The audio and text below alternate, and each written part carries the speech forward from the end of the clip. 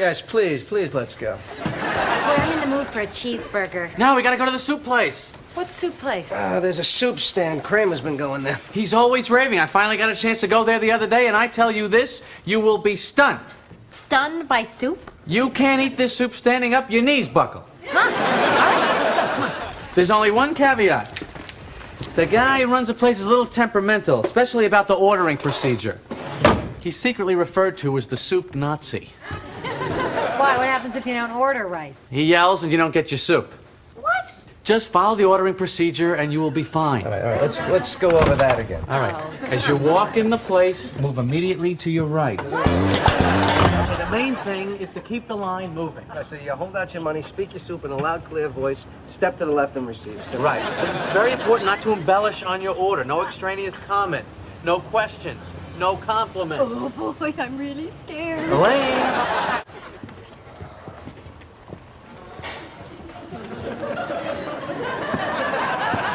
medium turkey chili. Medium crab bisque.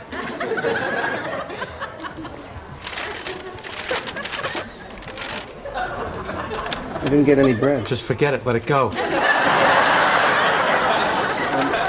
Excuse me, I think you forgot my bread. Bread, $2 extra. $2, but everyone in front of me got free bread.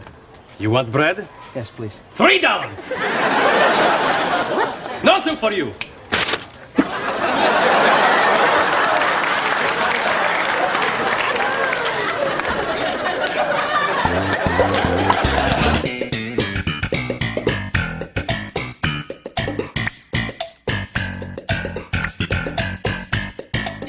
What did you go up there to heckle her for? Because she came down to the club and heckled me. I give her a taste of her own medicine. Oh, yeah! You gave her a taste of medicine, all right. Well, I didn't want her to have an accident.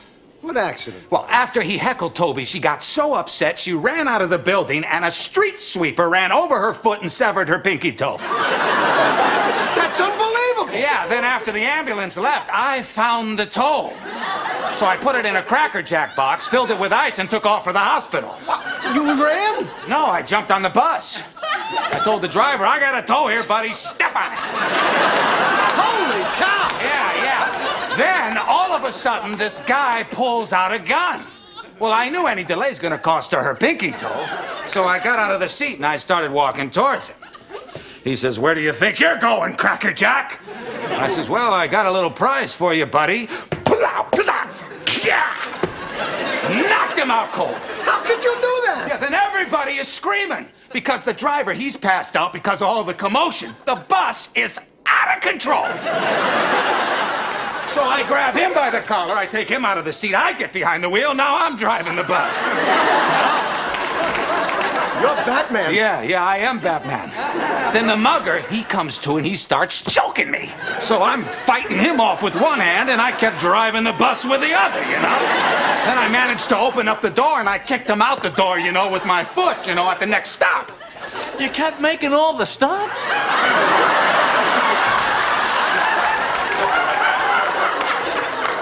Well, people kept ringing the bell.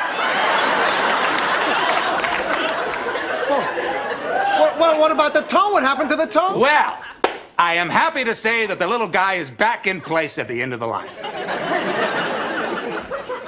You did all this for a pinky toe? Well, it's a valuable appendage.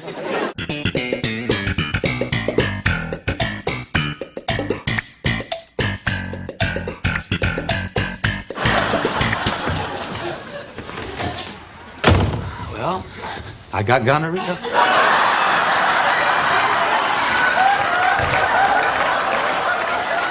That seems about right. That's what they gave me. They? The government? No. He's pretending he's got gonorrhea so med students can diagnose it. And it's a waste of my talent. It's just a little burning. Mickey, he got bacterial meningitis, you know. Well, I guess there are no small diseases, only small actors. All right, that's it for me. We're good, everybody. What was that? What was this? Showmanship. George is trying to get out on a high note. Showmanship. Maybe that's what my gonorrhea's missing. Yes, step into that spotlight and belt that gonorrhea out to the back row. Yes, I will. I'm gonna make people feel my gonorrhea. And feel the gonorrhea in themselves.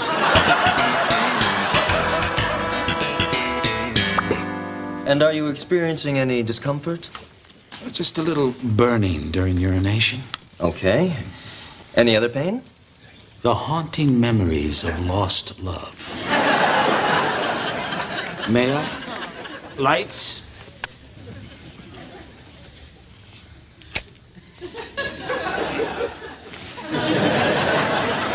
Our eyes met across the crowded hat store. I, a customer, and she, a coquettish haberdasher. Ooh, I pursued, and she withdrew, and then she pursued, and I withdrew. And so we danced. And I burned for her. Much like the burning during urination that I would experience soon afterwards. Gonorrhea! Gonorrhea!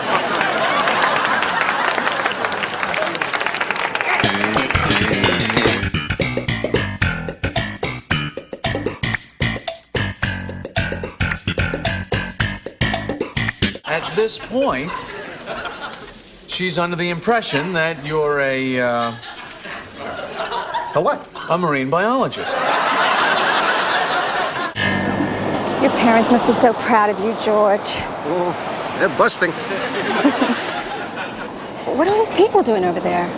What's going on over here? There's a beached whale. She's dying. Is anyone here a marine biologist?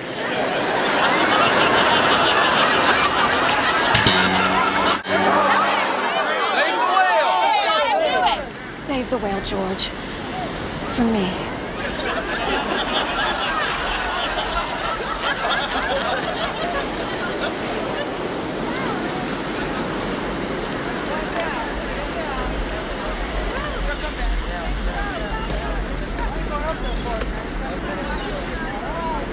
So I started to walk into the water.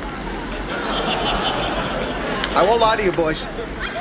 I was terrified. But I pressed on. And as I made my way past the breakers, a strange calm came over me. I don't know if it was divine intervention or the kinship of all living things, but I tell you, Jerry, at that moment, I was a marine biologist.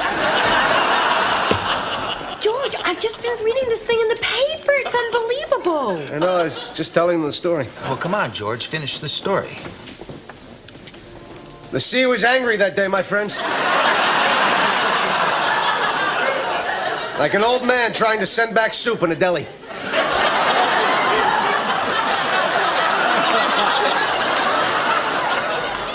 I got about 50 feet out, and suddenly, the great beast appeared before me.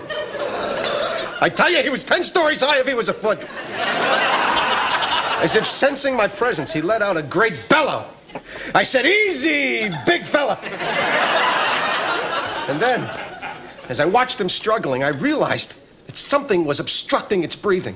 From where I was standing, I could see directly into the eye of the great fish. Mammal. Whatever. Right, what did you do next? Well, then, from out of nowhere, a huge tidal wave lifted me, tossed me like a cork, and I found myself right on top of him, face to face with the blowhole. I could barely see from the waves crashing down upon me, but I knew something was there.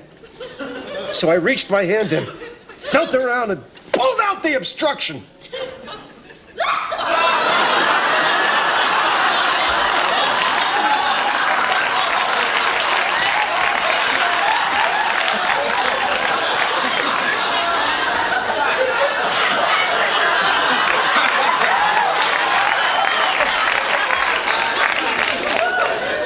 What is that, a Titleist?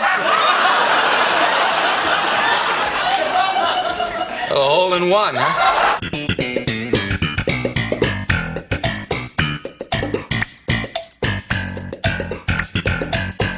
Hey, buddy, it's all happening. What's happening? The coffee table book. It's a go.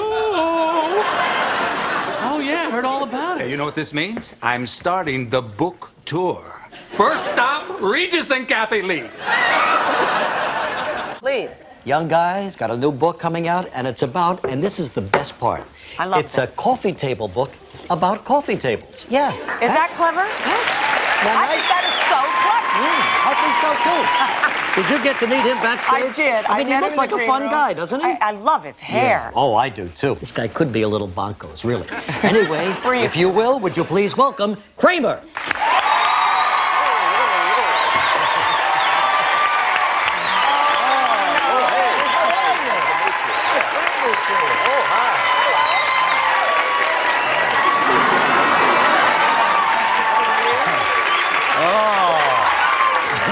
The hair or something. I don't know. God. Yes. Kramer. So, a coffee table book about coffee tables. Yeah. Where'd you come up with this idea? Well, I'll tell you, Regis. Actually, this is a true story. I was skiing at the time. You know, when I'm skiing, Kramer, I'm trying not to kill myself. You're writing books. Yeah. Well, now, you kids don't go out and try that. You stay in school. Have you always had an interest in coffee tables? Because really, I love coffee tables, and I thought I was the only one. See, the beauty of my book is, if you don't have a coffee table, it turns into a coffee table. Look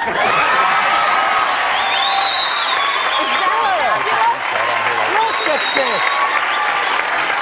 Is that fabulous?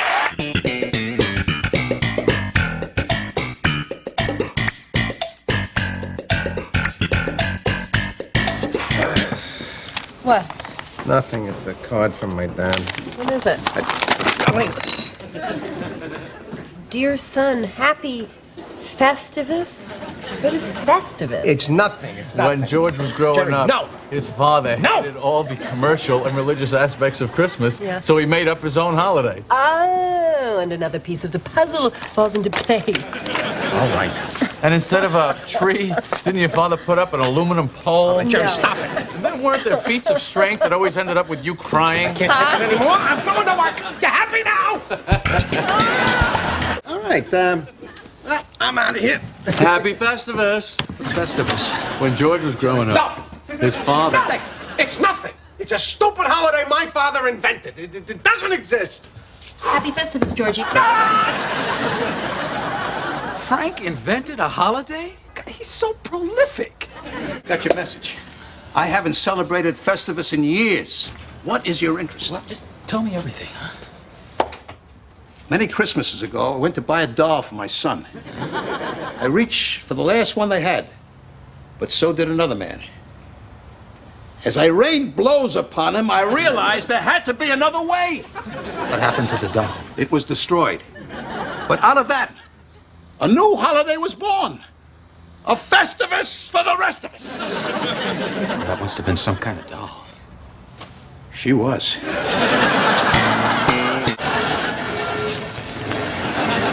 Well, happy Festivus. What is that? Is that the pole? George, Festivus is your heritage. It's part of who you are. That's why I hate it. Look, it's a big dinner Tuesday night at Frank's house. Everyone's invited. George, you're forgetting how much Festivus has meant to us all. I brought one of the cassette tapes. Read that poem. I can't read it. I need my glasses. You don't need glasses. You're just weak. You're weak. Leave him alone! All right, George. It's time for the Festivus Feats of Strength. Get it off! No feats of strength! I'm Festivus! The tradition of Festivus begins with the airing of grievances.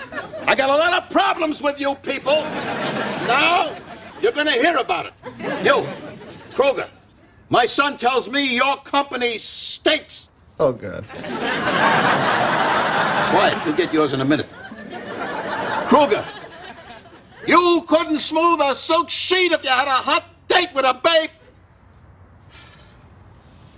I lost my train of thought.